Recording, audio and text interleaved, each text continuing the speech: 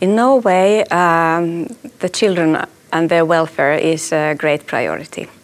And in many years, we have been very much preoccupied how to improve their mental health and how to prevent traumas, prevent bad parenting, so to say, how to help the families. Because the child has to be seen in the context of his or her family. So we are working together. The multi-professional, the intersectorial, the interministerial work is a great priority, which means that we expect that everybody working with children on different levels really collaborate.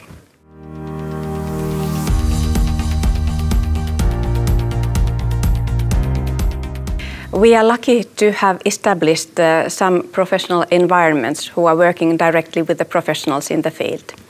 For example, there are 4 centers providing research, collecting information, but also educating the professionals. So the capacity building is really a great priority. So since 1998, there have been a system with between 12,000 and 16,000 professionals working with mental health in the municipalities, because the first responders, the first ones who come into contact with the children, are often the most important, even if the specialized services also must be in place.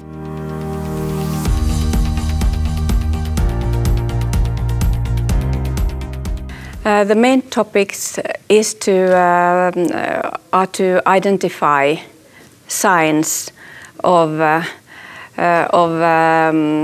mental health, that is, or for example, social problems in the children.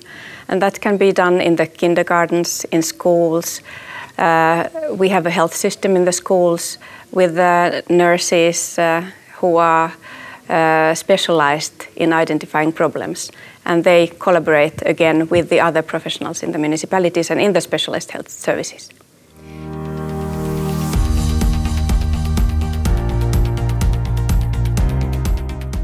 Actually, we have been piloting a program where the risks are monitored before the child is born, which means basically that the pregnant mother is interviewed routinely, like a kind of systematic interviewing about the totality in the situation at home. If there is substance abuse, if there is domestic violence, if there are mental health problems. This is investing in future, because the child will be influenced by all these problems already before it comes.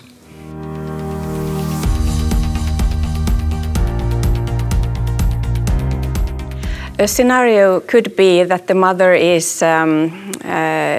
seeing her GP, her general family doctor, and there is a question, and there is an answer about that the mother has been exposed to violence, and then the family doctor or the general practitioner can get in contact with some other professionals in the municipality. There might be a psychologist.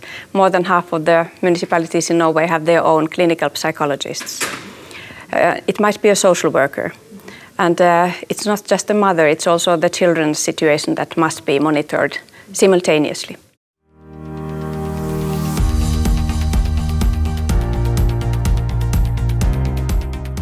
There are several documents. Some are targeting the professionals in the specialized healthcare or the specialized services, and others in the social care.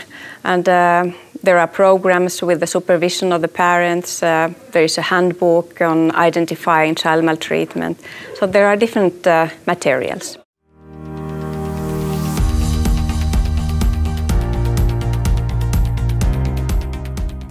Actually, the regional centers are central in the capacity building. They have their own training courses, and they also provide lectures at the universities. And the Norwegian Center on Violence and Traumatic Stress Studies, they have actually master studies in this area. So capacity building has really been a great priority.